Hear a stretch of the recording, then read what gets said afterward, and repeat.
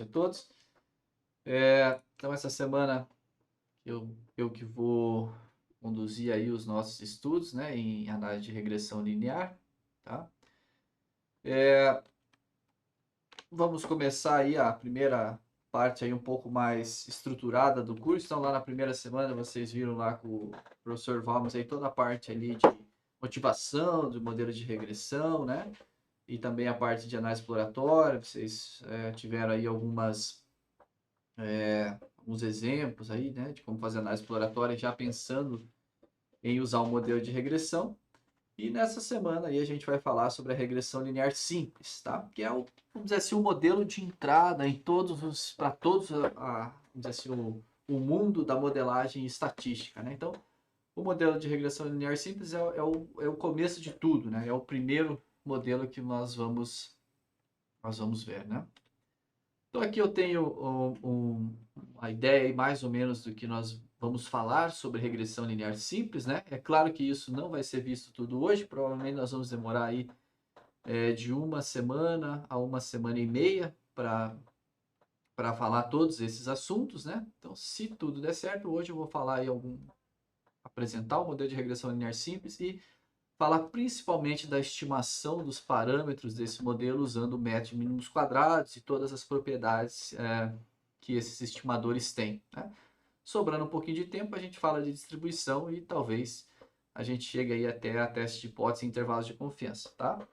Vamos ver como é que vai o andamento, tá? Da nossa aula de hoje. Bom, então, uma introdução, né?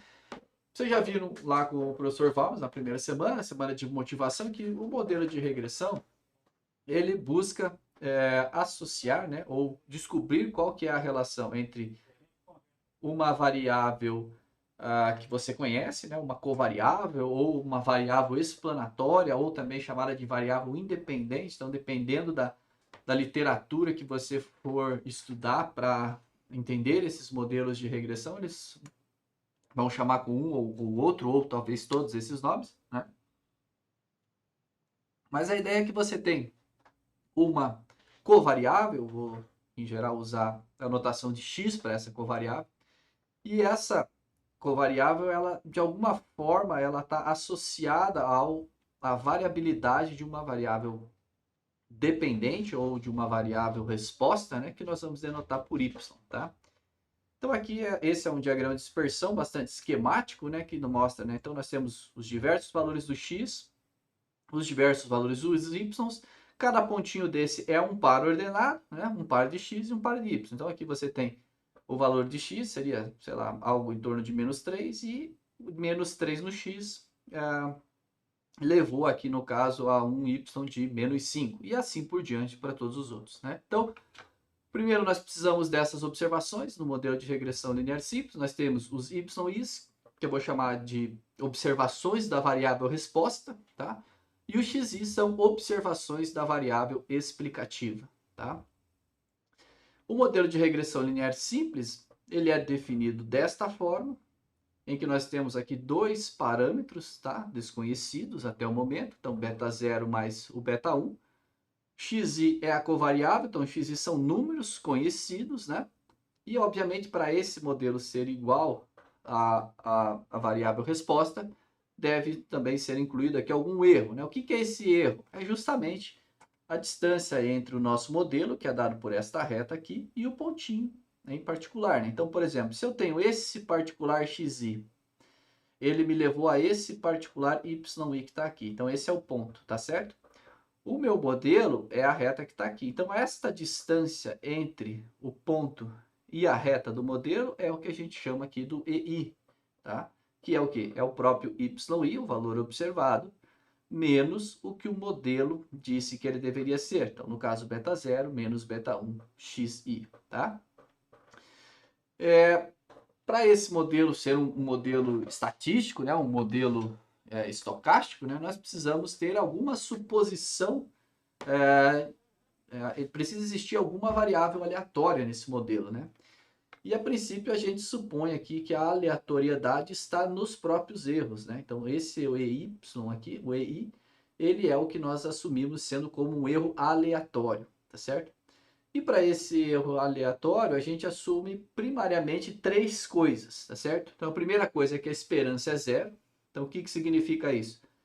Que se você calcular todos esses errinhos aqui, tá certo? E calcular a média deles com um n razoavelmente grande, com um n tendendo a infinito, isso tem que dar zero, tá certo? A variância deles, então, novamente, né? Se você fizer essa continha que está aqui para cada um dos pontos, né? E aí pensa que esse número de pontos vai crescendo, e você calcular essa variância, você deveria ver um número constante, um sigma 2 qualquer. Então essas são as duas suposições básicas. Então, primeiro, que a esperança do erro é zero, e segundo, que a variância dos erros são constantes, tá? Então, e obviamente eles são erros aleatórios, senão não faria sentido você calcular esperança e variância de constantes, tá certo?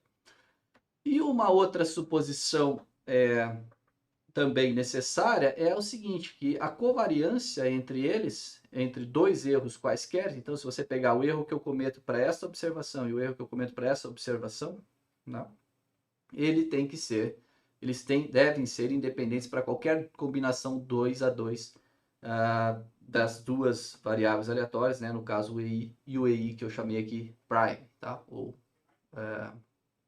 qualquer outro, isso, podia chamar de EI, EJ ou qualquer coisa assim. Então, eles são não correlacionados. Essa é a principal mensagem aqui. Então, a covariância entre eles tem que ser igual a zero, tá certo? Se eu tenho essas suposições aqui para o meu modelo, isso implica que a esperança condicional de y dado a covariável é dada justamente por essa reta aqui, tá certo? Então, aqui não é difícil de você ver isso, né? Porque se a esperança do erro é zero, então o que acontece? A esperança do yi, né? Condicional, né? Ao xi, eu esqueci de colocar aqui o xi. Então, a esperança do yi condicional ao xi é o quê? É justamente essa equação que está aqui, né? Então, é beta 0 mais beta 1, xi mais o ei, mas é óbvio que se isso aqui é uma constante, isso aqui é uma constante, lembre que o xi tem que ser conhecido, tá certo? Então, xi não pode ser variável aleatória nesse contexto. Então, isso aqui vira simplesmente o beta zero, constante, esperança da constante é a própria constante, esperança da constante é a própria constante aqui, mais a esperança do EI. Mas isso daqui é zero, então quer dizer que a esperança de YI dado XI é igual a zero, obviamente, porque nós estamos supondo que isso aqui é zero, tá certo? Então é isso que está escrito aqui em cima. Então a esperança da variável aleatória yi dado o valor da covariável, então dado que você conhece o valor da covariável, é dada por esta reta que está aqui, que é o beta 0 mais o beta 1 xi. Então, basicamente, esse é um modelo de regressão linear simples, ele é o modelo mais simples que nós temos aí, talvez, na estatística. Na verdade, o modelo mais simples seria você calcular uma média, né? Se você não tem nada aqui no xi, esse beta 0 vai corresponder à média dos dados, tá? Então, é o nosso modelo de entrada. Então, note que nesse modelo de entrada nós já temos algumas suposições aqui com relação aos erros, né? Mas não tem nenhuma suposição de distribuição, né? Então, nós não temos distribuição ainda, distribuição de probabilidade para os erros. Nós temos apenas uma suposição de primeiro e segundo momentos aqui, né? Então, temos uma suposição sobre a esperança e uma outra suposição sobre a variância. E temos aqui a suposição de não correlação entre os erros, tá? Bom, pessoal, essa é a aula que a gente vai deixar gravada, mas se vocês tiverem algum comentário, vocês podem se manifestar. A única coisa que eu preciso que seja por áudio, senão eu não vou saber, tá? Bom, então, o modelo é esse, modelo muito simples, né? Quais são os parâmetros desse modelo? É o beta 0 e o beta 1, tá certo? E posteriormente nós também vamos ter que acabar de alguma forma estimando o sigma 2, que é a variância dos erros. Mas num primeiro momento nós temos que pensar quem é beta 0 e quem é beta 1, né? Como é que eu desenhei esta reta que está aqui, tá certo? Bom, Mas antes disso, como é que a gente interpreta esses parâmetros, né? Então, nós temos o beta zero, ele vai ser o intercepto, né? E o que é o intercepto? Ele é justamente o ponto aonde a reta vai cortar o eixo Y, tá certo? Então, aqui eu tenho três retas diferentes, né? E aonde cada uma dessas retas corta o eixo Y, né? Tá vendo aqui? Então, tem aqui, tem aqui, tem aqui, é o beta zero. E nós vamos chamar esse cara aqui de intercepto, tá certo? Então, este é o nosso intercepto. Normalmente, em situações práticas, né, o beta zero ele não vai ter uma interpretação muito interessante, né? Mas ele é também a esperança da nossa variável aleatória quando x é igual a zero, tá certo? Então, se fizer sentido o seu x aqui assumir o valor zero, o beta zero é justamente a média, né, ou a esperança da variável aleatória quando o yi é igual a zero, tá? O que nós vamos estar mais interessados em geral é justamente o beta 1. Né? O beta 1 é o coeficiente angular da reta. Né? E o que ele representa? Ele representa o quanto o y varia quando você faz uma mudança em xi. Tá certo? Então, se eu troco o xi de um valor aqui, sei lá, vamos supor que de 1 para 2, quanto que trocou? Né? Aí depende de onde você vai, né? Mas basicamente trocou esse tanto que está aqui, né? Que era o que já estava desenhado até aqui, né? Na minha figura, né? Se eu tenho este valor de x, né? Então eu posso vir aqui, esse valor de x, deixa eu apagar aqui para não confundir, né? Então eu tinha um valor aqui de x, vamos chamar de xi, e eu troco ele para um xi mais 1, tá certo? Então, eu cresço uma unidade aqui, né? Então, quanto mudou na minha variável resposta, né? Justamente essa quantidade aqui, e essa quantidade é o coeficiente angular dessa reta, que é o que nós chamamos de beta 1, tá certo? Esse beta 1, ele pode estar em três situações, né? A primeira situação é essa que está aqui em rosinha, que é o quê? Eu mudo o x, mas o beta, mas o y não muda nada. Tá certo? Então eu mudo aqui os valores do x, mas o y não se altera. Isso que significa o quê? Que o beta 1 vai ser igual a zero. Tá certo? Uma outra situação é quando eu aumento o x, eu também aumento o y. Ou seja, tem uma associação aí positiva, né, entre o x e o y. Nesse caso, o beta 1 vai ser positivo, que é o que está aqui. E o contrário, né? Se eu aumento o x, o beta 1 vai ser, eu aumento o x e o y diminui, então o beta 1 vai ser negativo, tá certo? Em geral, em termos práticos, o que nós estamos querendo saber, né? Se esse beta 1 é zero ou não, né? Se ele for diferente de zero, significa o quê? Que esta variável aqui, o xi, a nossa variável explanatória, ou a variável explicativa, ou a covariável, ela apresenta algum tipo de associação com a nossa variável resposta, que é o y. Beleza? Então, essa é a interpretação dos parâmetros. Um modelo muito simples, né? Só dois parâmetros para interpretar e aí toda a facilidade de interpretação aqui através do nosso gráfico, tá? Bom, aqui só mais uma ênfase aqui, né, na estimação na interpretação do coeficiente angular, né, que é justamente essa diferença, né? Então já acabei já explicando ali no slide anterior. Vamos passar. Bom, aqui tem um primeiro exemplo, né, para vocês começarem a exercitar essas ideias, né? Então eu tenho esses dados, né? Se referem à altura de plantas em centímetros, está aqui embaixo, né? E elas com diferentes idades em semanas. Então eu tenho aqui a idade uma semana, né? A planta tinha 5 centímetros de altura. 2 semanas, a planta foi para 13 centímetros de altura. 3 para 16 e assim por diante até 7 semanas, 40 centímetros de altura, né? Como vocês já viram lá com o professor Valmes, né? A primeira coisa a se fazer numa situação como essa é o quê? É um diagrama de dispersão. É esse que está aqui, tá certo?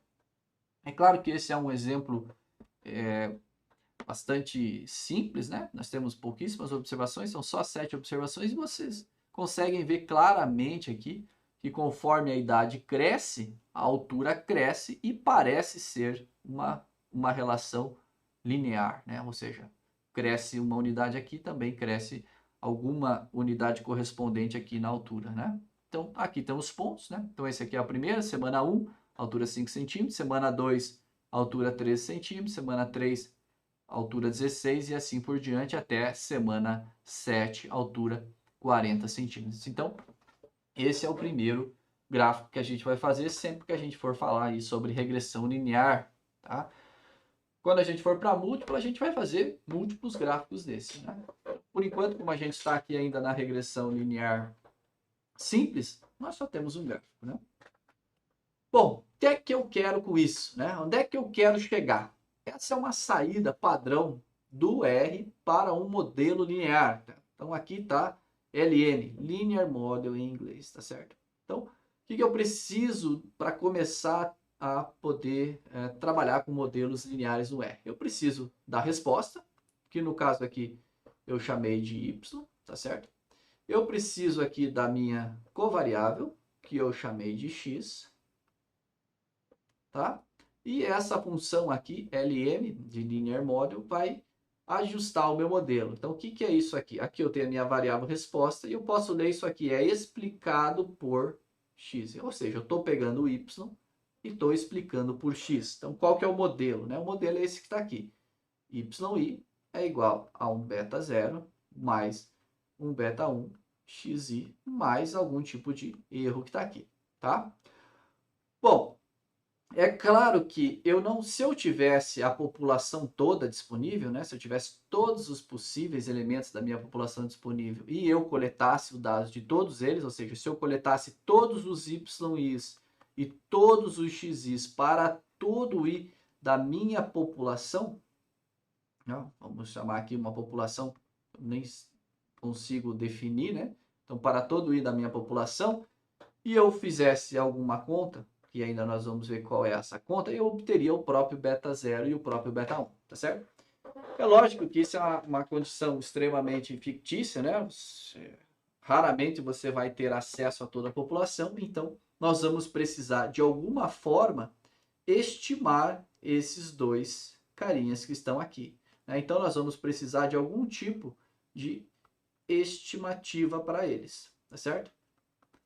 E ainda nós vamos ter que ver como é que nós vamos fazer isso. Né? Então, como é que eu vou estimar esses caras? Né? Então, só estabelecendo o modelo, o que nós temos? Nós temos que YI, por enquanto, né, tem alguma distribuição de probabilidade que eu não sei qual que é, mas que a esperança dela, que eu vou chamar de MI, e tem uma variância que eu chamei de sigma i. Esse MI, ele é justamente essa equação que está aqui. Beta 0, beta 1, xi. E agora o que eu tenho? Eu vou coletar algumas amostras, por isso y minúsculo, e baseado nesta amostra eu quero expandir para falar algo sobre esses caras. Tá? Então, quem são beta 0 e beta 1 na população, eu não sei. Eu vou usar algum tipo de método de inferência estatística para estimar esses componentes. Tá? O que a função me solta? Né? Ela já me solta aqui, né, o estimate. Ou seja, a estimativa, o valor estimado. Né? Então, nesse caso, o que ele estimou para mim? Ele estimou que o beta 0 é esse valor aqui, menos 0,57. Certo? E também estimou que o beta 1 é esse outro valor aqui, 6,14. Então, esses caras que estão aqui, ó, são as minhas estimativas. Certo? Estimativas. Bom, se eu tenho apenas uma amostra e eu estou fazendo um processo de inferência, é claro que eu tenho uma incerteza associada. Né? Como é que a gente mede a incerteza associada nesses estimadores? Né?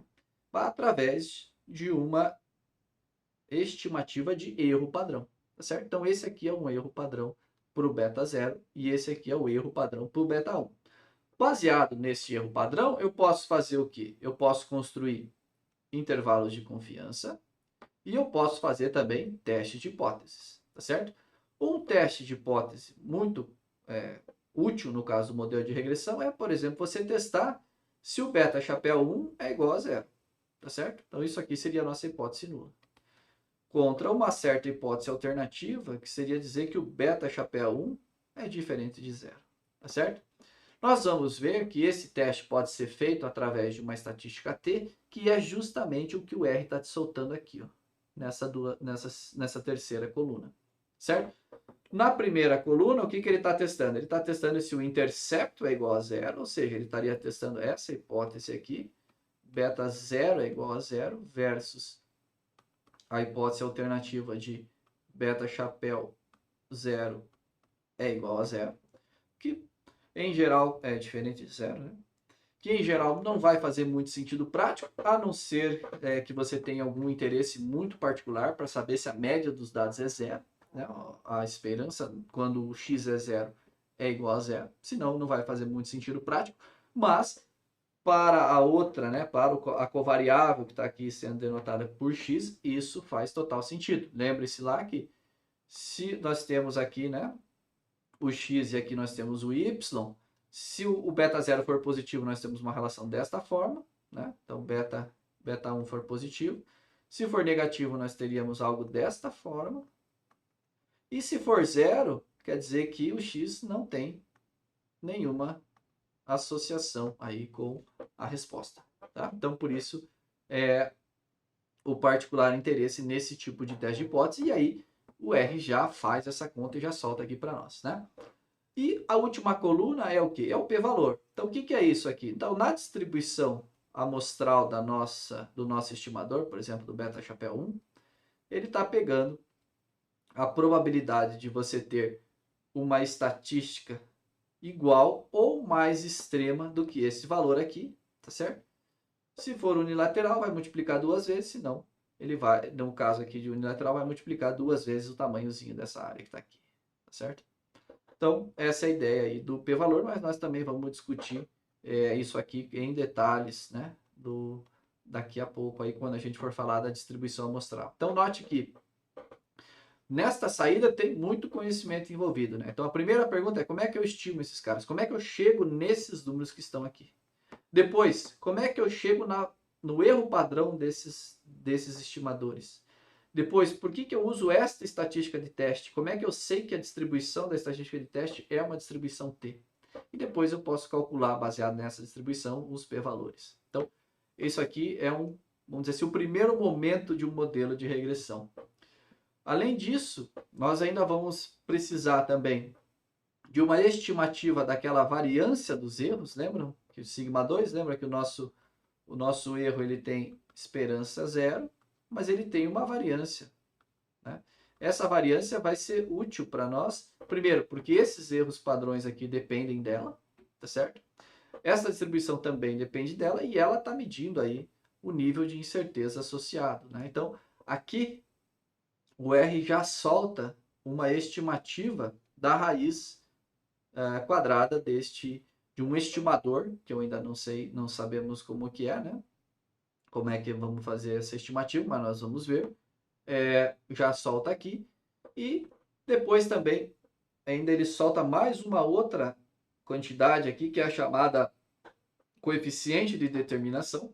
Nós também vamos estudar como calcular isso, da onde que vem essa quantidade, mas a ideia é que isso fornece a nós uma forma de interpretar ou de medir se o nosso modelo está bom ou não, ou se ele, assim, ele explica boa parte da variabilidade do y. Então, ele é uma medida que varia de 0 a 1, né? E ele é o percentual da variância do y explicada pela regressora, pela x, né? Então, quanto mais próximo de 1, melhor. E nesse caso aqui nós temos um alto valor, mas obviamente nós vamos ver exatamente como interpretar e como fazer essa continha que está aqui, tá certo?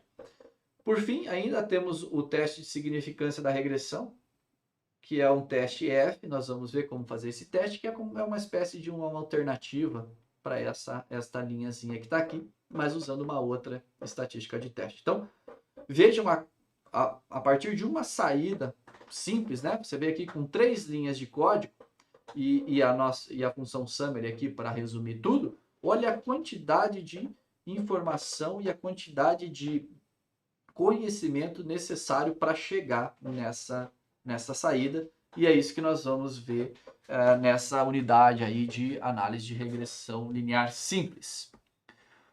Bom, mais um desdobramento da regressão linear simples é o chamado quadro de ANOVA, tá certo? Então, o quadro de ANOVA, ele, de certa forma, ele fornece lá uma alternativa àquele nosso teste de hipótese, né, de beta 0 chapéu, de beta 1 igual a 0, né? Mas ele usa uma outra ideia baseada na distribuição F e soma de quadrados, tá certo? Além disso, ainda nós podemos, por exemplo, obter os intervalos de confiança para cada um dos nossos parâmetros, né, beta 0 e beta 1, que são os que estão aqui, né, e aí com diferentes níveis de confiança.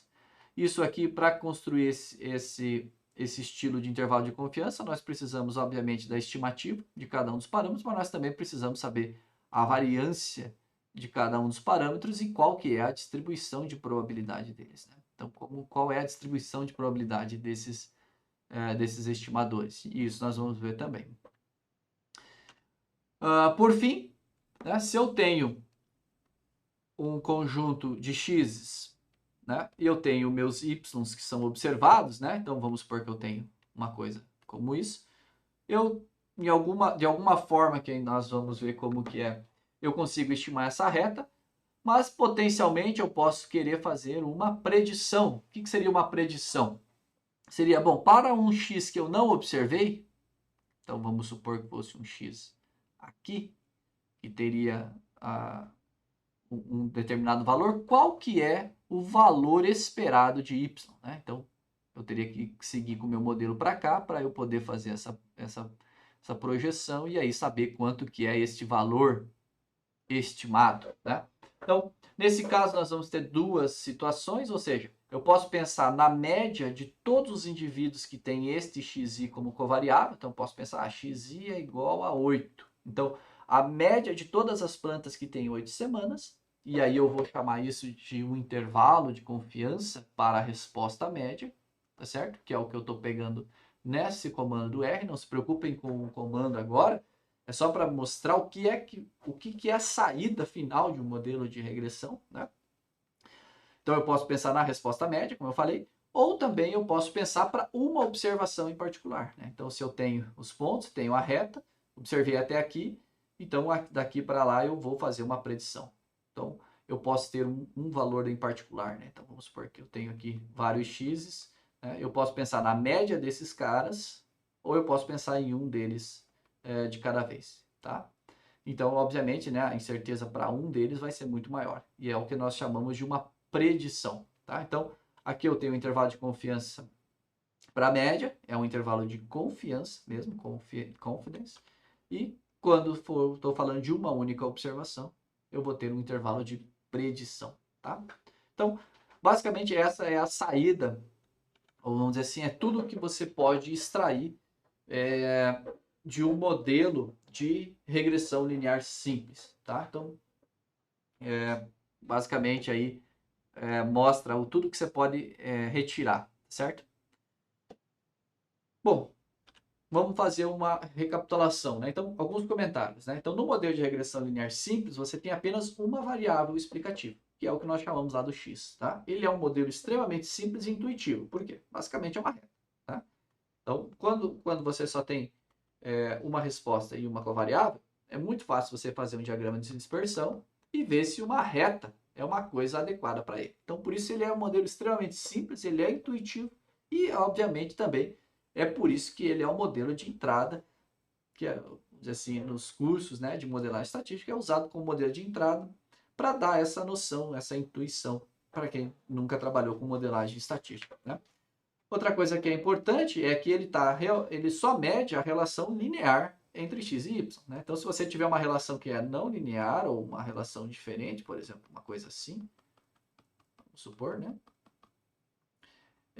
Não vai ser um modelo adequado, obviamente, né? Então, tem que tomar um pouquinho de cuidado, por isso a análise exploratória é importante. Uma outra coisa que é muito importante vocês levarem, saberem, né, e terem muito claro é que nenhum modelo de regressão ele pode ser interpretado como uma implicação ou casualidade, no sentido de que x implica ou causa y, tá certo? Não existe esse tipo de interpretação em modelos de regressão. O que nós podemos dizer é assim, olha, um aumento em x está associado a um aumento em y, mas não necessariamente causa um aumento em y, tá certo?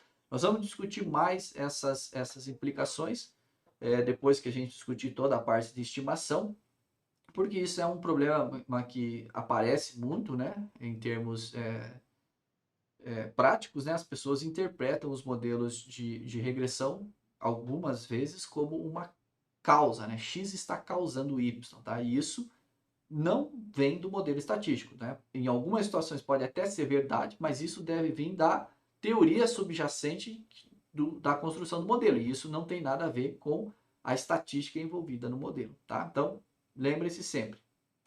Modelo de regressão mede associação e não pode ser usado como uma ideia de implicação ou de causação ou casualidade, tá certo? Bom, temos aí o nosso modelo e os nossos desafios, né? Bom, a partir daqui eu tenho o modelo, já sei interpretar. Se for aqui, tá positivo, a associação é positiva, se for assim, a associação é negativa, se for assim, não tem associação. Perfeito. O que eu preciso saber agora? Bom, a primeira pergunta é, ótimo, mas e como é que eu acho a reta, né? Como é que eu encontro beta 0 e beta 1? Esse é o primeiro problema. Como é que eu vou fazer para obter valores para beta 0 e beta 1? Que critério que eu vou usar? Como que eu vou fazer isso? Tá certo? Então, se você já fez o curso de inferência, né? Eu imagino que todos aqui já tenham feito, né?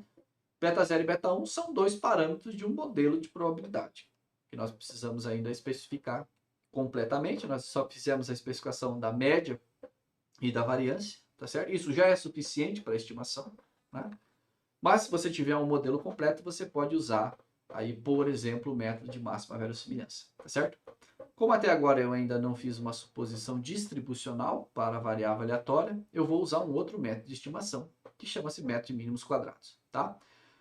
Mas além disso, né, uma vez que você seja capaz de obter esses estimadores, você precisa saber, bom, mas e aí, esses estimadores são bons? Né? Que propriedades são desejáveis para esse estimador? O que eu espero de um bom estimador? Tá certo? E aí, vamos ter que revisar lá a parte de inferência e você vai lembrar que, no mínimo, o que você espera é que ele seja não viciado, tá?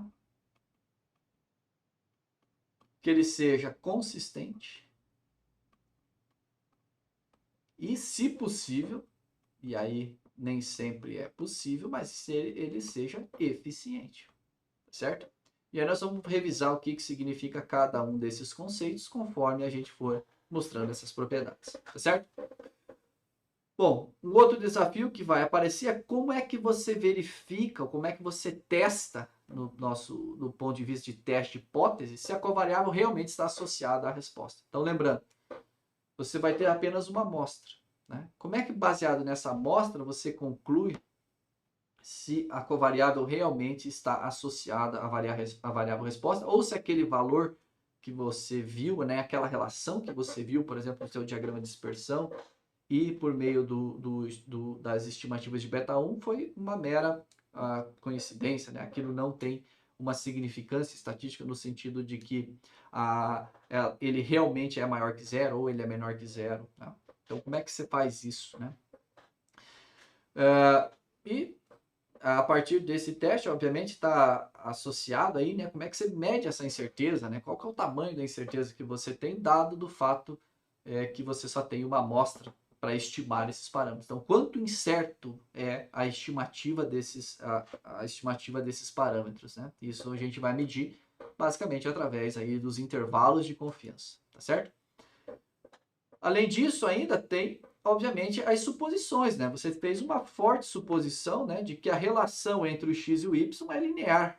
Como é que você verifica se essa suposição é razoável, tá certo? Então, nós vamos ver lá um testezinho para ver se essa suposição que você faz é razoável, tá certo? E, por fim, ainda você fez ao menos duas afirmações sobre os erros, né? Que eles são que eles têm média zero e que a variância deles é constante, tá certo? Então, como é que você faz isso, né? Como é que você verifica se essas duas suposições são razoáveis, tá certo? Isso aqui é uma suposição que se chama de homocedasticidade de variância, certo? Variância homocedástica, variância comum a todas as observações. Como é que você verifica isso, tá certo?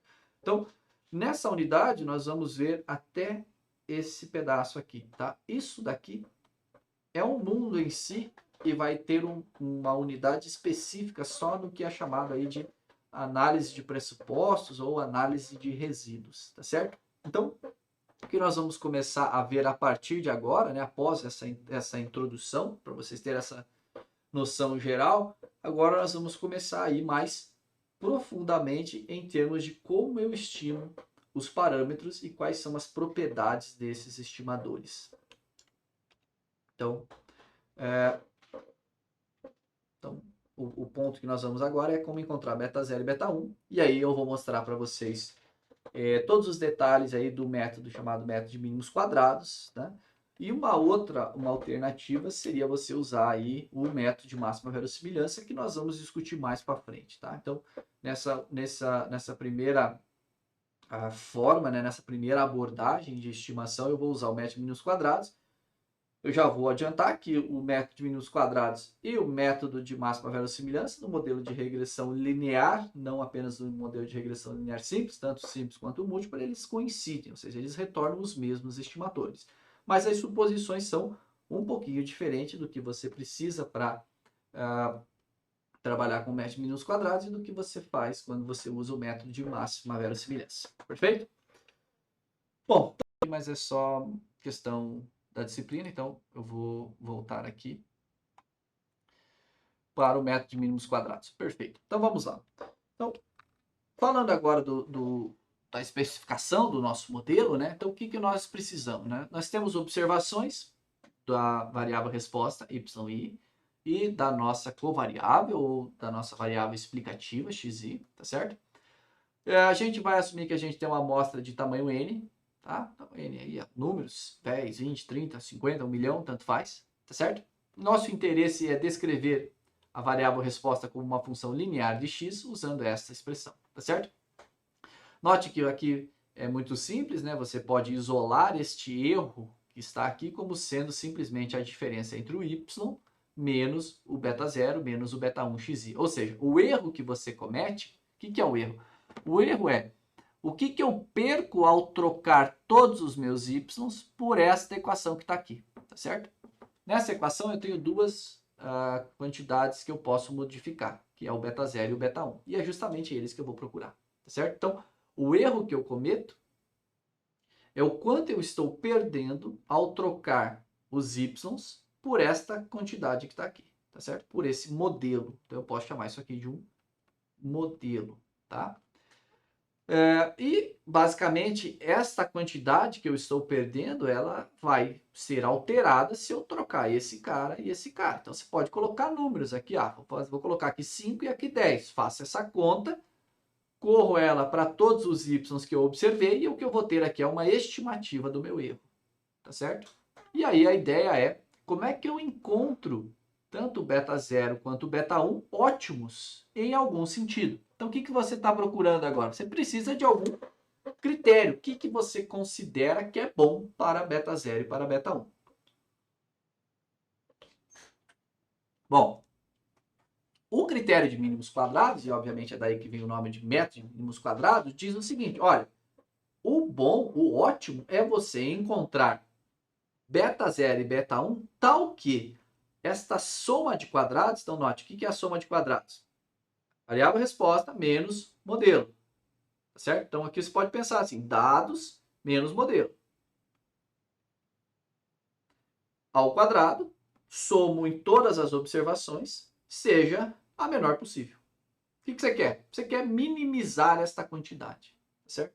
Então falou, minimizar essa quantidade, você já pensa lá no cálculo, né? É uma função, né? Isso aqui é uma função de quem? De beta 0 e de beta 1. E o que eu quero? Eu quero minimizar isso. Então você poderia escrever isso aqui numa notação mais de cálculo, como sendo minimizar em beta 0 e beta 1 a soma de quadrados, que é uma função de beta 0 e de beta 1. É isso que eu quero fazer. Então eu quero encontrar o mínimo desta função.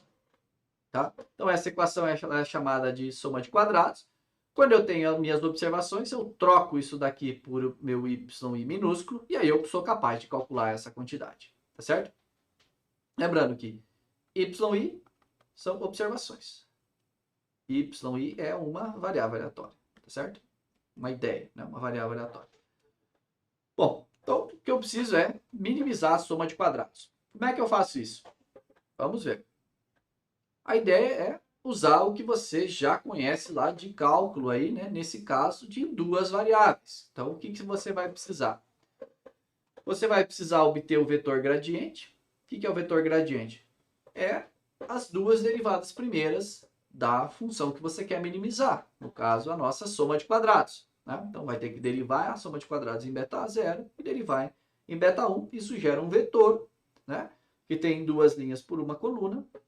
E esse é o teu vetor gradiente. E aí, a partir disso, vai resultar um sistema linear. E aí a gente vai ter que resolver esse sistema. Tá? Então, basicamente, o que nós estamos fazendo? Né? Nós estamos minimizando essas distâncias aqui. Tá certo? Então, eu quero encontrar beta 0 e beta 1 que torne essas distâncias a menor possível. Tá? É claro que eu vou fazer as continhas aqui para mostrar para vocês, né? Mas em termos práticos eu já mostrei o que é feito. Usa-se um software ou você pode usar a equação resultante. Tá? Mas é muito importante que vocês saibam da onde vem essa equação, qual que é o fundamento para você chegar nesses estimadores e como é que você faz as continhas em detalhes. Tá? Bom, então vamos fazer isso, né? Vamos utilizar o que nós conhecemos de cálculo para encontrar o mínimo desta função. Então, o que nós precisamos fazer? Eu tenho uma função, ela é uma função implícita, né? O beta 0 e o beta 1, eles estão envolvidos ali em algumas continhas. Então, quando você tem uma função dessa forma e você quer derivar, a primeira coisa que deve vir à sua cabeça é que eu preciso usar a regra da cadeia, tá certo? Então, a regra da cadeia vai te facilitar a sua vida para calcular essas derivadas. Então, primeira coisa que eu vou fazer é o quê? Eu vou pegar essa diferença que está aqui, ó, e vou chamar de EI. Né? Já tinha usado essa notação antes. Né? Esse pedacinho que está aqui, ó, só esse pedacinho, eu vou chamar de MUI. Tá? Por quê? Porque isso me ajuda. Tá certo? Então, como é que fica aqui o vetor gradiente da soma de quadrados? O que é esse vetor gradiente? É a derivada da soma de quadrados em relação ao beta 0 primeiro e depois em relação ao beta 1. Então, usando a regra da cadeia, isso fica o quê? Bom, primeiro eu vou pegar a minha soma de quadrados e vou derivar em EI, que é uma coisa muito simples, né? Veja, se eu chamo a minha soma de quadrados, o que ela é? Ela é isso aqui. Tá? Isso é a minha soma de quadrados. Se o que está aqui dentro é EI, quer dizer o quê? Que isso tudo aqui é simplesmente o meu EI. Então, eu só vou fazer essa soma aqui. Ao quadrado. Então, derivar isso daqui é muito simples. Porque derivar disso aqui é 2EI. Tá certo? 2 somatórios de EI. Tá? Agora, eu pego o meu EI, que é só esse pedaço aqui de dentro, e derivo em MI. Né? Então, se eu chamo isso daqui de MI, o que é essa soma aqui? Esse passo é simplesmente isso aqui. Tá certo? Então, eu pego o meu EI e derivo em relação ao MI. Então, é pegar essa equação que está aqui e derivar em relação a MI. Quanto que vai dar essa derivada aqui? Se eu estou derivando em relação a MI, tem o y menos MI. Deriva em MI, vai dar quanto? Vai dar 1. Então, muito fácil de fazer. E, por fim, a derivada de MI em relação a beta 0. Tá? E aí, vai depender. Se o beta 0 é simplesmente esse pedacinho, vai dar 1. E quando eu derivar em relação a beta 1, vai dar x. Então, aqui tem o passo a passo. Então, olha lá. Então, eu pego a derivada do meu EI, que é essa quantidade que está aqui, né? Então, a função soma de quadrados escrita como função do EI, ela é simplesmente isso. Então, isso dá 2EI. Agora, eu pego o EI e derivo em relação a MI. Então, veja, o EI é isso aqui, ó. Se eu derivar isso aqui em MI, vai dar quanto? Ah, muito simples, ó. Menos 1. Aqui, ó. Agora eu pego o mi e derivo em beta zero. Como que eu faço essa derivada aqui? Bom, aqui não tem beta zero, então essa derivada é zero. E a derivada de beta zero em relação a beta zero é 1. E agora, derivada do mi em relação a beta 1 é quanto? Aqui não tem beta 1, então essa derivada é zero. E aqui vai dar quanto? Beta 1 em relação a beta 1 é 1. E então fica só xi. Então olha aqui, simples essas derivadas, uma vez que você organizou bonitinho aqui para usar a regra da cadeia. Perfeito? Então, temos as derivadas, né? Agora eu vou simplesmente organizar, né? O que é organizar? É pegar esse pedaço, colocar aqui, pegar esse pedaço, colocar aqui, esse pedaço, colocar aqui, né? E esse pedaço, obviamente, eu vou colocar aqui. Esses dois componentes são o mesmo para as duas derivadas, o que muda é só essa última componente que está aqui, beleza? Então, organizei isso aqui, né? Então, agora eu tenho o meu vetor gradiente, ele tem esta carinha que está aqui, tá? E aí, o que a gente sabe lá do cálculo, né? Então, se fosse uma variável, o que você faria? Deriva igual a zero e isola o que você quer encontrar, né?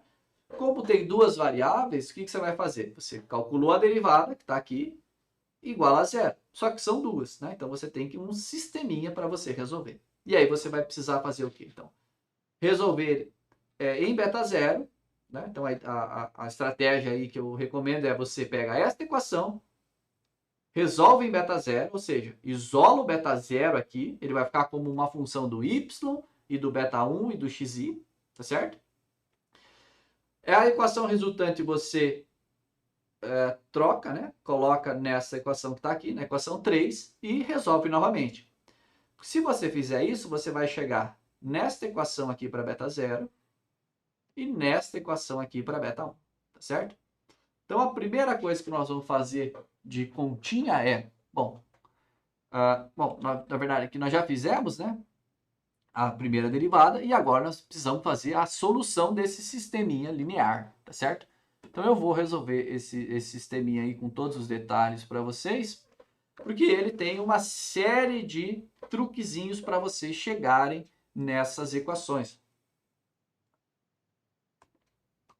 Tá certo? Então, vamos lá. Então, eu vou abrir aqui, deixa eu só ver se tem alguma pergunta aqui no meu... Opa! No meu Teams. Não tem? Perfeito. Eu vou abrir aqui o meu caderninho, tá? Para a gente poder escrever, tá certo? Então, a primeira coisa que nós vamos fazer aqui é resolver esse sisteminha de equações. Então, o sistema de mínimos quadrados, tá? Então, vou chamar de mínimos quadrados, então, ele aqui, é o seguinte, menos duas vezes, tá certo? A soma de i indo de 1 até n, de quem? Do yi menos o beta 0 mais o beta 1 xi igual a zero. Quando esta equação é zero, eu não tenho mais o beta 0 e o beta 1. Eu tenho quem? Eu tenho o beta 0 e o beta 1 que minimizam esta soma de quadrados, né? E eu vou chamar esses caras de beta 0 chapéu e beta 1 chapéu. Perfeito? E a segunda equação é essa equação muito parecida, né? Então, é somatório de indo de 1 até n, de yi menos beta 0 chapéu mais beta 1 chapéu xi. Vou botar aqui o primeiro por um parênteses, né?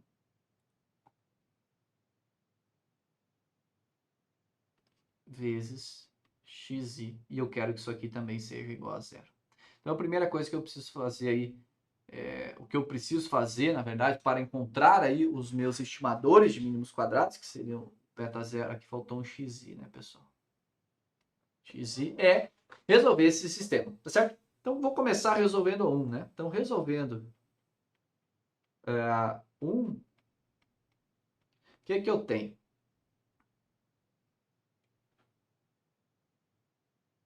Deixa eu baixar aqui um pouquinho. Perfeito, vamos lá, então. Bom, a equação é essa daqui, né? Então, eu tenho somatório de I indo de 1 até N, perfeito? De YI menos beta 0 chapéu mais beta 1 chapéu xi é igual a zero, tá? Bom, aqui é simples, né? Eu vou aplicar este somatório, né, em todos os termos e eu vou ter o quê? Eu vou escrever aqui do lado. Então, vai ficar somatório de indo de 1 até N de YI, tá certo? Menos, eu tenho N somando, beta 0 não tem I, tá certo? Então, vai ficar N beta 0 chapéu. Ou seja, eu tenho N vezes o beta 0 chapéu, perfeito? Eu tenho esse menos aqui, com esse mais vai ficar menos. O beta 1 não tem I, então eu posso tirar ele do somatório. E aí, quem ficou dentro do somatório aqui, e indo de 1 até N, apenas o xi. E eu quero que isso dê zero. Perfeito. Agora tá fácil já, né? Basta eu isolar o beta zero aqui, né? Então eu posso deixar aqui, por exemplo, N beta zero chapéu é igual, né? O N está negativo aqui, esse cara passaria negativo, então ele vai ficar positivo. Então, somatório de indo de 1 até N de YI. E agora eu passo esse cara para o lado de lá, estava negativo, ele vai ficar, como eu troquei o sinal, né? E vai passar para lá, ele vai ficar negativo. Então, menos beta 0, beta 1, chapéu, somatório de I indo de 1 até N de xi. E aí, finalmente, eu passo o N dividindo todo mundo, né? Então, olha só, se eu dividir somatório de YI por N, vai dar o quê? Vai dar justamente Y barra, a média do Y, menos o beta chapéu 1 continua aqui. Somatório de xi dividido por N é x barra. Então, perfeito. Então, esse foi o primeiro, era isso que nós queríamos mostrar, é exatamente a equação que eu apresentei para vocês aqui nos nossos slides, tá? Então, lembrando, essa aqui é a primeira equação, que é o beta zero chapéu, perfeito? Bom, vamos ver agora como encontrar o beta 1, tá? O beta 1 chapéu. Agora nós precisamos resolver a segunda equação. Então, resolvendo 2, o que eu vou ter?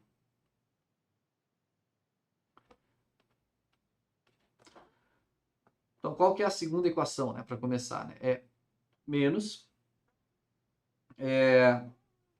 somatório de indo de 1 até N de xi, yi, menos beta 0 mais beta chapéu 1 xi. Tudo isso tem que ser igual a zero. É claro, né, pessoal, acabei esquecendo de comentar, mas esse menos 2 aqui você passa para cá e elimina ele com o zero sem nenhum problema, né? Então, não vão se perder aí nessas equaçõezinhas, perfeito?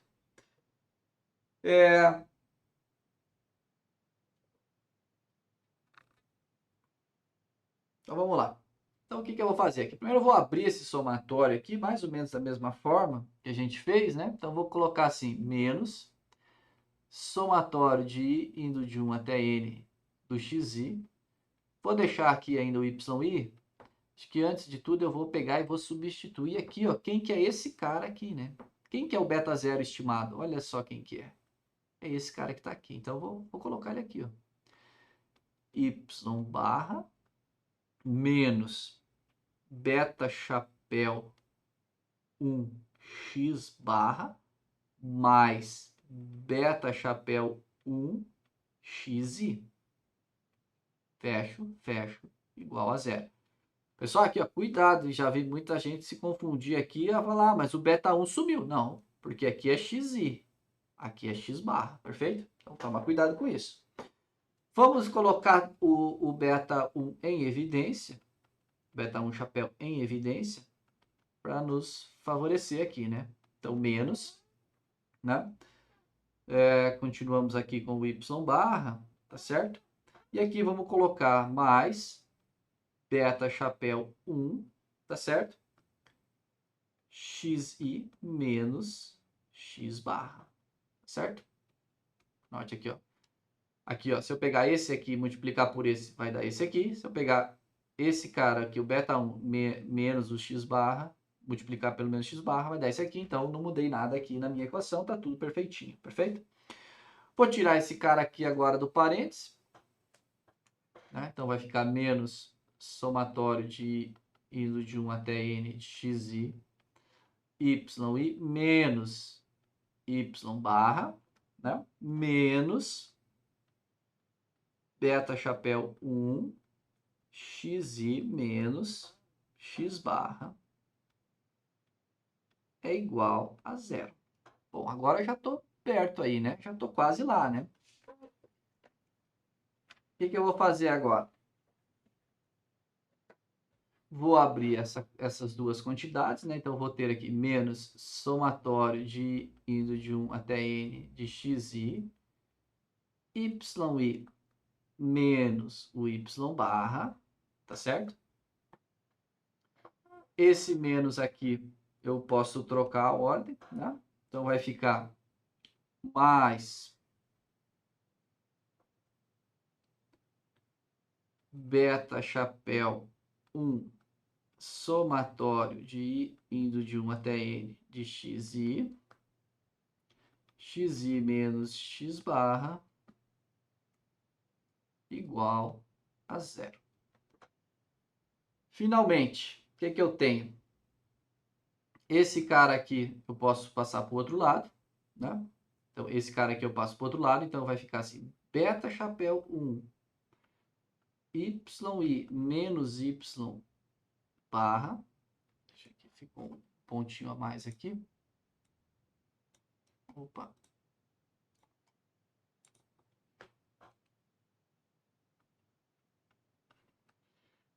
É igual, né, a quem?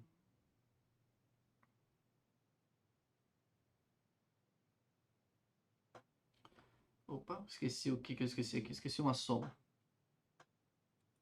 Deixa eu apagar esse pedacinho aqui. Volta aqui com o meu lápis. Então, eu tenho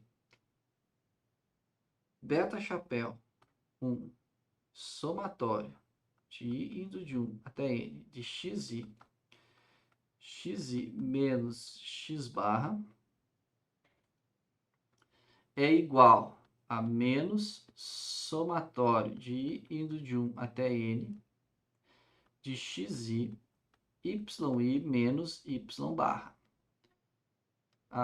Sim, aqui esse menos aqui, né, passou para cá positivo, né? Então, finalmente eu cheguei que beta chapéu 1 é igual a somatório de indo de 1 até n de xi yi menos y barra sobre somatório de i indo de 1 até n de xi vezes xi menos x barra. Essa é a expressãozinha aí. Tá? Então, esse é o beta chapéu 1. Tá?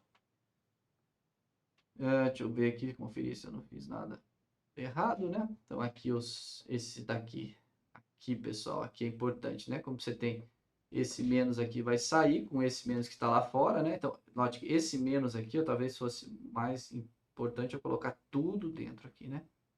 Esse menos vai ser distribuído, né? Então, aqui eu tenho menos esse pedaço vezes esse cara, tá aqui, né? Agora, esse menos aqui com esse menos que tá aqui é mais esse cara que tá aqui, tá? E claro também, né? O somatório de x, ele tá multiplicando todo mundo que tá aqui dentro. Então, ele tem esse primeiro pedaço e depois ele tem esse segundo pedaço, por isso esse somatório de x que tá aqui, perfeito? Aí, basicamente, passei esse aqui para cá positivo, esse aqui continua do lado de cá, agora eu só deixei o beta 1 e cheguei nessa expressão. Ótimo. Então, chegamos ao beta 1 chapéu. Vamos ver lá o que aconteceu lá no slide que eu apresentei para vocês. Note que a equação do slide é diferente da equação que eu cheguei aqui, né? Então, agora o que nós precisamos mostrar? Que a equação que eu cheguei lá é exatamente a mesma que está aqui. Tá? Ela só está escrito de uma forma diferente. Então, vamos lá. Deixa eu abrir aqui novamente o meu caderninho, né? Bom, então chegando na equação do slide, né? Então, para chegar na equação do slide, vou criar uma página nova aqui.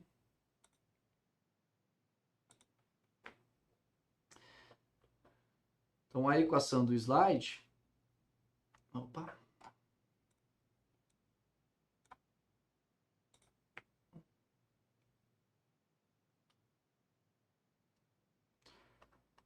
Então, para chegar na equação do slide,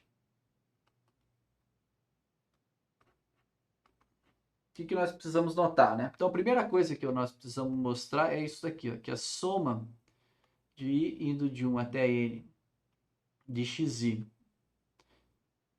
yi menos y barra é igual a essa quantidade que está aqui, ó.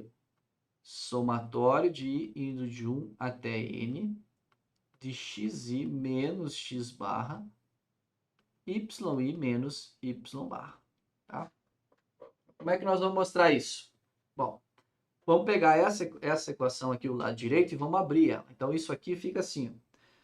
Fica somatório de i indo de 1 até n de xi menos x barra yi menos y barra é igual ao quê? Então, eu vou pegar e vou abrir, ó, xi vezes esse cara. Então, vai ficar assim, ó, somatório de i indo de 1 até n de xi menos y barra, tá? E agora eu vou pegar o segundo pedaço. Então, vai ficar menos, né? Note que o x barra não tem i, então ele pode ficar fora do somatório. Então, fica x barra somatório de i indo de 1 até n de yi menos y barra, tá? Bom, agora acontece, o que você tem aqui? Você tem cada observação menos a média delas. Então, esta quantidade aqui, ó, é zero. Por que isso aqui é zero? Basta você abrir, ó, somatório de i indo de 1 até n de yi, tá certo? Esse é o primeiro pedaço, menos... Note, x barra não tem n, então vai ficar quantas vezes o y barra, né? N vezes y barra. Mas o que é n y barra? Veja, y barra não é somatório de yi dividido por n, para indo de 1 até n? N. Então, se eu tenho n vezes essa quantidade, esse n corta com esse n, então eu tenho que é somatório de i indo de 1 até n de yi menos o próprio somatório de i indo de 1 até n yi. E, portanto, isso é igual a zero. Então, quer dizer o quê? Que esse pedaço que está aqui, ó, ele é zero. E aí nós temos exatamente a igualdade que nós queríamos. Olha lá. Tá certo? Então, somatório de xi, yi menos y barra é a primeira coisa que nós precisávamos mostrar, tá? Então, basicamente, eu estou mostrando que o numerador desta equação que eu cheguei é a mesma coisa que essa quantidade, que é o numerador da equação que eu apresentei nos slides. Tá? Segundo, né? É a parte de baixo da nossa equação, né? É o denominador. O denominador diz o seguinte, que o somatório de i indo de 1 até n de xi vezes xi menos x barra é a mesma coisa que somatório de i indo de 1 até n de xi menos x barra ao quadrado, né? E aqui o truque é exatamente o mesmo, né? Essa equação aqui você simplesmente abre ela assim. Xi menos x barra vezes xi menos x barra. Tá? Isso é o quê? Xi menos x barra ao quadrado. Agora você abre os componentes. Fica xi menos x barra menos x barra somatório de i indo de 1 até n de xi menos x barra, né? E aí, como a gente, pelo mesmo motivo, né, a mesma demonstração que eu usei aqui para o y, você pode usar aqui também para o para o xi, então esse componente é zero, então significa que esta quantidade é exatamente esta quantidade, e então o nosso estimador de beta chapéu 1 pode ser escrito desta forma, que é o que? É xi menos x barra, yi menos y barra, tudo isso dividido por somatório de i indo de 1 até n de xi menos x barra ao quadrado. E esse é o carinha que nós queríamos mostrar, beleza? Então, com isso, nós chegamos aqui nas duas equações que parece, né, em todos os livros, né, quando você fala aí sobre modelos de regressão linear simples, essas duas equações são as equações que aparecem nos livros, né? Aí você pode perguntar, poxa, professor, mas por que não aparece direto ali a solução, né, do sistema que sai de primeira, né? O pessoal prefere usar essa expressão que aparentemente é mais complicada, né? Basicamente porque aqui em cima, né, o numerador da nossa equação, ele está se referindo justamente ao... Opa, perdi o meu mouse aqui. Ele é justamente aí uma parte da covariância, né? Se x fosse aleatório, teria uma covariância entre x e y, né? E aqui seria o quê? A variância do y, do x embaixo, né? Então seria covariância sobre a variância, tá certo? Claro, não é exatamente, porque falta os m's, né? Dividido, mas a ideia é essa, que você teria aqui a ideia da covariância entre x e o y e a variância de x, perfeito? Então, é por isso que aparece essa equação aqui na maioria dos livros, né? E a equação do beta zero, em geral, ela já é a que sai direto ali da solução do sistema linear, perfeito? Então, chegamos aí às equações, né? Fiz um pontinho a mais aqui. Então, chegamos aí aos estimadores beta chapéu 0 e beta chapéu 1. Importante você olhar que esses estimadores são simplesmente combinações, né? São contas que você está fazendo com o x e com o y, tá certo? Então, ele é simplesmente uma função aí do que, se você, obviamente, tivesse as observações do y aqui, né? Então, você teria a estimativa, né? Então, como você está dependendo aqui da nossa variável aleatória, né? Do y, então, obviamente, isso aqui também é uma variável aleatória. Mas, se você fixar aqui o y, então, isso aqui vai ser a estimativa de mínimos quadrados, e isso é simplesmente um número. Perfeito? Bom, vamos continuar, né? Então, aqui é só o procedimento, né? Então você tem a superfície de mínimos quadrados, né? Então você tem diversas combinações entre o beta 0 aqui, variando o beta 0, aqui variando o beta 1. Para cada uma dessas combinações você tem uma soma de quadrados de resíduo, né? E o que você quer é justamente a combinação entre beta 0 chapéu, né? Beta 0 e beta 1, que te resulta aí na menor soma de quadrados possíveis. Então, o que você está fazendo é minimizando uma função bidimensional, né? É claro que, se você lembra lá do seu curso de cálculo, né? Eu estou ilustrando para você que é um ponto de mínimo, mas para você verificar que é um ponto de mínimo, você deveria calcular aí a matriz de segunda derivadas, a matriz hessiana, e ver que essa matriz é positiva, tá certo? Então, se você não lembra dessas coisas, eu vou deixar um material suplementar sobre aplicações de cálculo, né, em estatística, né, em particular no modelo de regressão linear simples, também uma revisãozinha sobre derivadas, sobre funções, sobre esses somatórios, como é que você opera um pouquinho com essa notação, tá? Lá no Moodle eu vou colocar lá como um material suplementar. Para quem não lembra esses detalhezinhos de cálculo, vai lá, dá uma lida, que vai ter tudo isso já de uma forma resumida e explicadinha lá, beleza? Então, conseguimos achar aí beta 0 chapéu e beta 1 chapéu, tá? Então, agora nós podemos pegar os nossos dados, né, que a gente tinha lá do exemplo do crescimento de plantas, que é esses dados que estão aqui, e simplesmente fazer aquelas contas que a gente achou aqui na equação anterior. Então, temos essas duas equações, tá?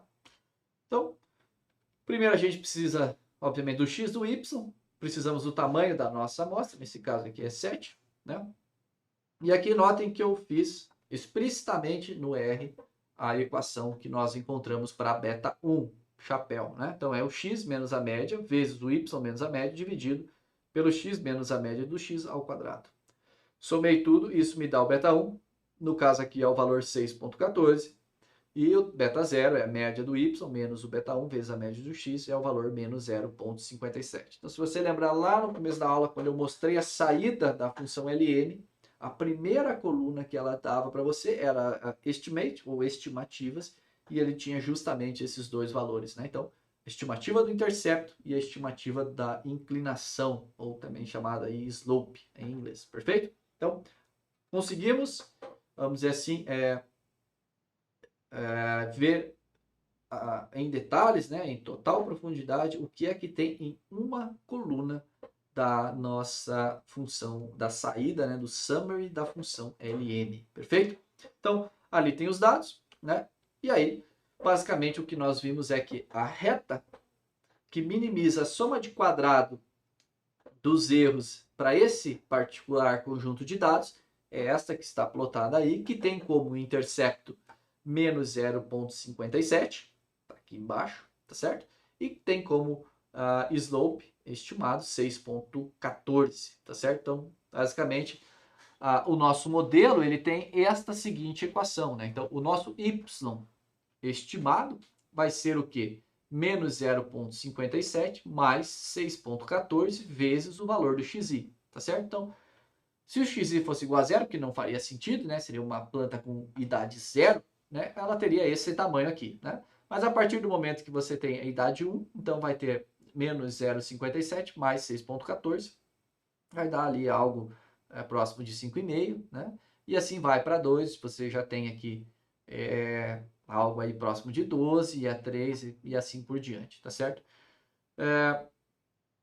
Então, esse y chapéu, né, nós vamos chamar da altura predita pelo modelo, tá certo? Para uma planta que tem idade xi. E aí esse xi pode ser qualquer valor aqui dentro dessa faixa de idade, tá certo? Bom, no caso, o modelo de regressão linear simples, né, ele já ajustado, né, ele pode ser genericamente descrito desta forma. Tá? Então, eu ajusto o modelo para obter o beta chapéu 0 mais o beta chapéu 1 vezes o meu xi, e isso me retorna o yi chapéu, que nesse nosso exemplo é justamente os pontos que compõem esta reta que está aqui. Tá?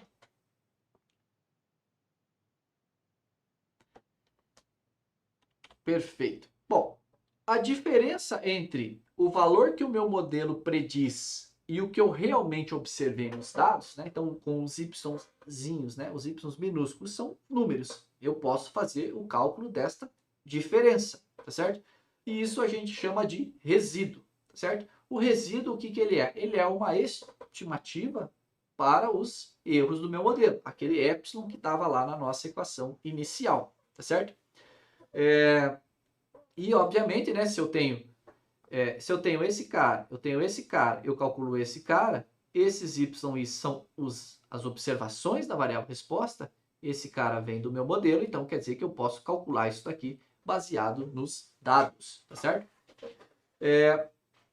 E essa ideia, né, os resíduos, eles vão ser importantes depois aí na sequência para a gente verificar a qualidade do ajuste do nosso modelo. Além disso, né, eles também permitem aí a gente obter um estimador para o sigma chapéu, que é o que está faltando, né? Então, basicamente, o que a gente viu até agora, né? Como encontrar o beta 0 e o beta 1. Então, a gente conseguiu encontrar, então, a gente postulou um critério, soma de quadrado, né? Minimizar a soma de quadrado do erro do nosso modelo. A gente encontrou quais são os beta 0 e beta 1 que faz essa minimização, né? Que resulta no menor erro para aquela amostra que a gente observou, né? Então, essa primeira pergunta aí, né? Lembra lá dos desafios que eu falei sobre esse modelo? Ela foi respondida, né? Para responder as próximas perguntas, nós vamos precisar, talvez, não mais suposições, mas esclarecer mais algumas suposições. Né? Então, primeiro que os y's, eles são variáveis aleatórias, né? E, em geral, a gente vai assumir que eles são independentes. tá certo? Ou ao menos não correlacionados em algum sentido, tá? Mas independência é a suposição mais forte e em termos práticos isso você não consegue verificar de certa forma, né? Como formalmente, dependendo da situação você até tem um teste para independência, mas em geral isso é uma suposição feita e a ideia é que você garanta isso de alguma forma na hora que você vai coletar os dados, né? E a forma usual, talvez, não sei se é a única, na minha cabeça seria a única, mas a única forma de você garantir independência é você fazer a aleatorização e é você ter uma amostra aleatória da sua variável resposta, tá certo?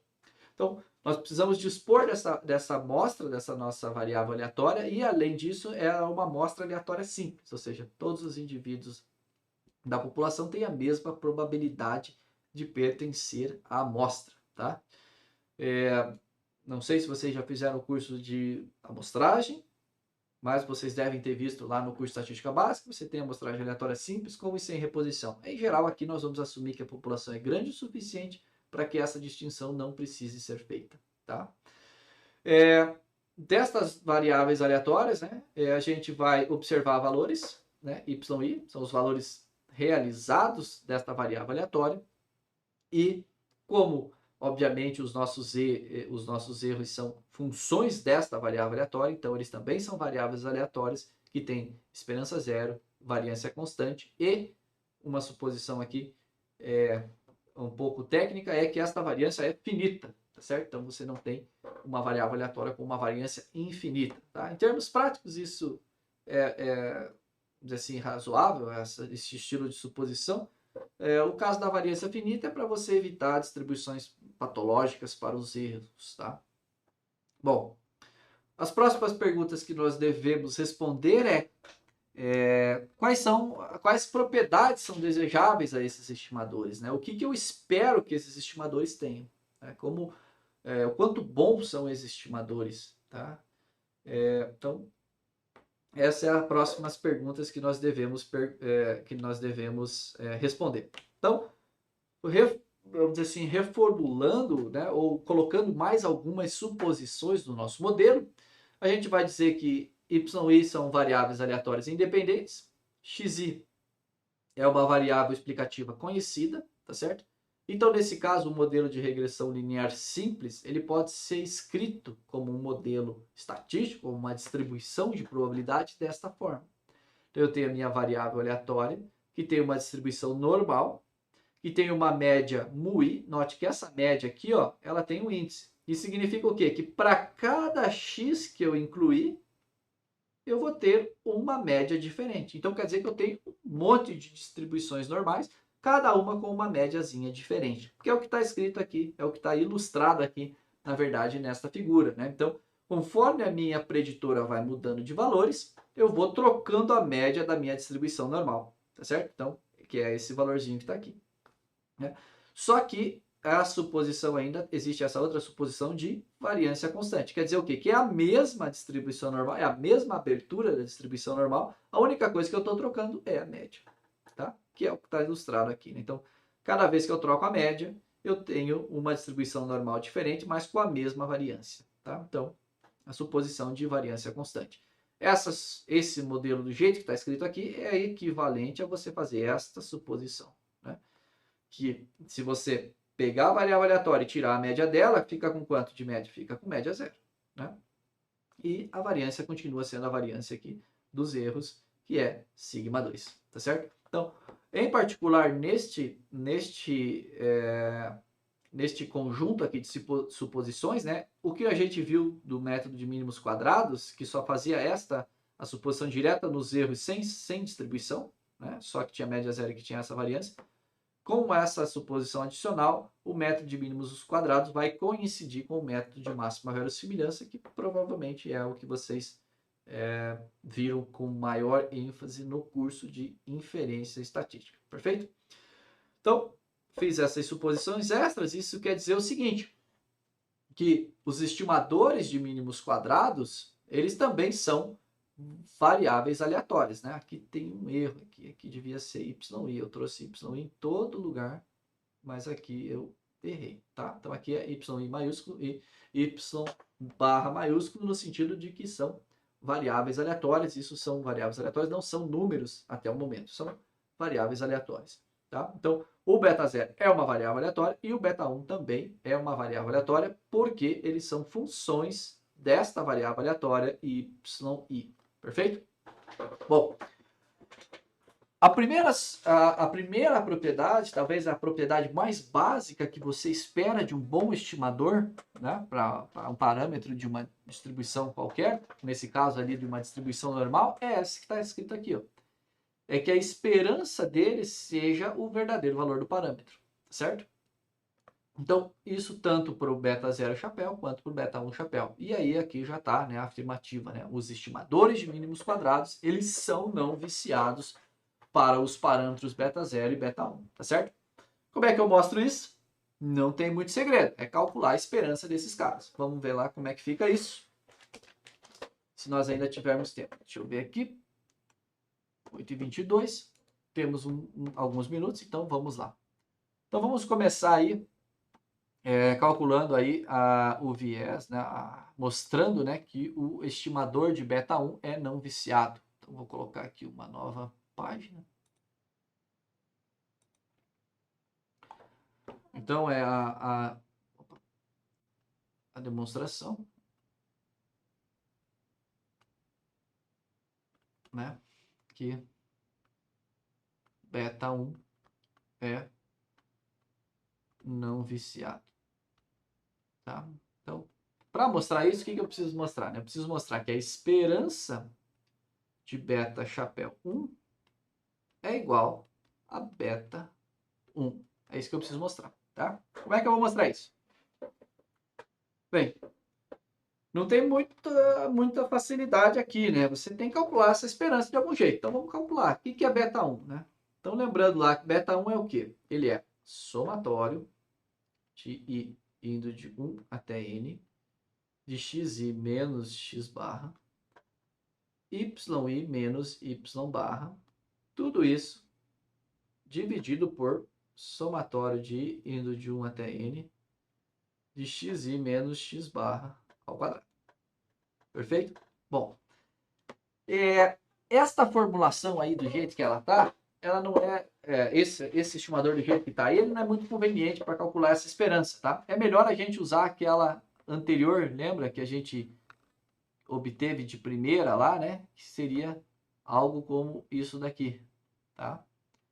Então, logo que a gente resolveu o sistema linear, a gente chegou numa expressão que era um pouquinho mais simples, tá? Mas que não é a expressão convencional dos livros, tá? Mas essa expressão é mais fácil para calcular a esperança do que essa daqui. Por quê? Note, quem é a variável aleatória aqui nessa equação? É esse cara e esse cara aqui também. Então aqui eu tenho duas, vamos dizer assim, variáveis aleatórias, né, acontecendo. E aí eu vou precisar calcular a esperança disso tudo. Enquanto que aqui eu só tenho uma, então facilita a minha vida. Então isso daqui, essa esperança, é a mesma coisa que essa esperança que está aqui.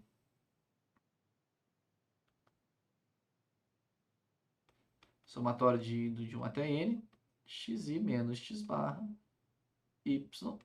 Perfeito? Claro, né? Tudo isso aí dividido por essa conta que já estava aqui, que é xi menos x barra ao quadrado. Beleza? Bom, agora o que é que eu vou fazer, né? Eu vou pegar e vou abrir essa esperança que está aqui. Então, primeiro, isso aqui não é variável aleatória, né? O denominador não é variável aleatória, então eu posso tirar ele daqui. Então, vou fazer assim, 1 sobre somatório de indo de 1 até n, de xi menos x barra ao quadrado, vezes. E agora eu vou entrar com essa esperança, né? Então, isso vai ficar somatório de i indo de 1 até n, de xi menos x barra, vezes quem? A esperança de yi, tá? Bom, quem que é a esperança de yi? Né? A esperança de yi, sob a nossa suposição do modelo, né? Sobre o nosso modelo, deixa eu colocar aqui, vou colocar aqui um lembretezinho aqui do lado, né? yi tem distribuição normal, com média μi e variância sigma 2, onde μi é igual a beta 0 mais beta 1 xi. Isso significa o quê? Que a esperança de yi é essa quantidade que está aqui. Então, isso daqui é beta 0 mais beta 1 xi. Perfeito? Então, agora, abrindo, então, pegando essa aqui é uma constante, está aqui. Eu tenho isso daqui. Vou reescrever aqui para ficar bem claro. Indo de 1 até n, né? Xi menos x barra ao quadrado vezes somatório de indo de 1 até n de xi menos x barra vezes beta 0 mais beta 1 xi, tá? Bom, agora eu posso distribuir esse somatório aqui em beta 0 e o beta 1, né? Então vai ficar o quê? Vou colocar aqui. Vai ficar somatório de indo de 1 até n de xi menos x barra. Como o beta 0 não tem i, então eu posso pôr ele fora do somatório. Beta 0, tá? Mas, agora vai ficar beta 1 somatório de i indo de 1 até n.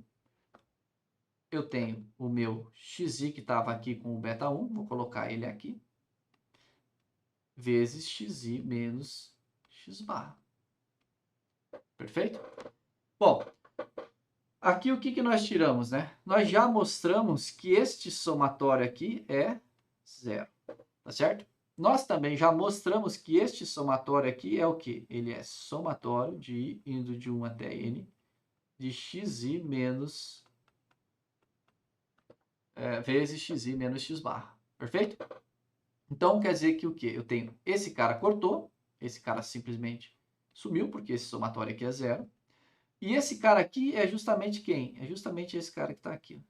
Tá certo? Então, isso aqui ficou o quê? Ficou beta 1 vezes somatório de i indo de 1 até n de xi menos x barra vezes xi dividido por somatório de i indo de 1 até n de xi menos x barra vezes xi. E aí, obviamente, né, esse cara corta com esse cara.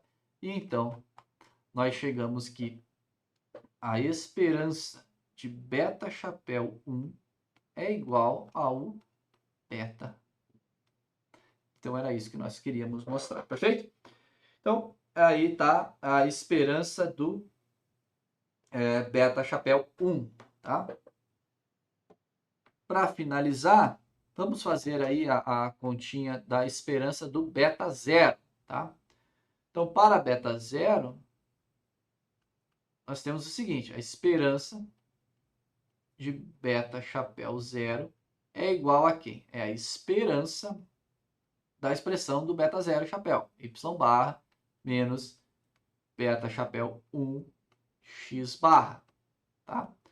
Note, eu tenho duas variáveis aleatórias aqui, eu tenho o y barra e eu tenho o beta 1 chapéu, só que essa aqui eu já calculei. Né? Então, o que eu tenho aqui? Eu tenho que isso aqui é esperança de y barra menos esperança de beta chapéu 1 vezes x barra, tá? Agora, quem que é a esperança de y barra? A esperança de y barra é o que? É a esperança da soma de i indo de 1 até n de yi sobre n menos esperança de beta chapéu 1, nós já mostramos que é beta chapéu, que é beta 1 vezes x barra. Perfeito. Bom, agora, quem que é essa esperança aqui? Essa esperança é somatório de i indo de 1 até n. Esperança de yi é o quê? É beta 0 mais beta 1 xi.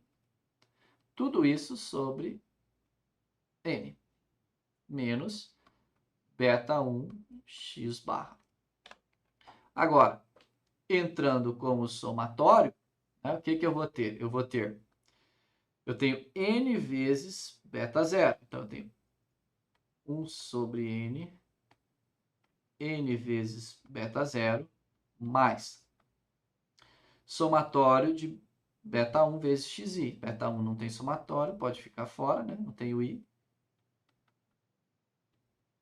Xi. Tudo isso menos o beta 1 x barra. Agora, entrando com o n, o que é que eu tenho? Esse n aqui eu vou cortar com esse n, então eu fico com beta 0. Esse n entra aqui dividindo, então esse somatório de xi dividido por n vai ficar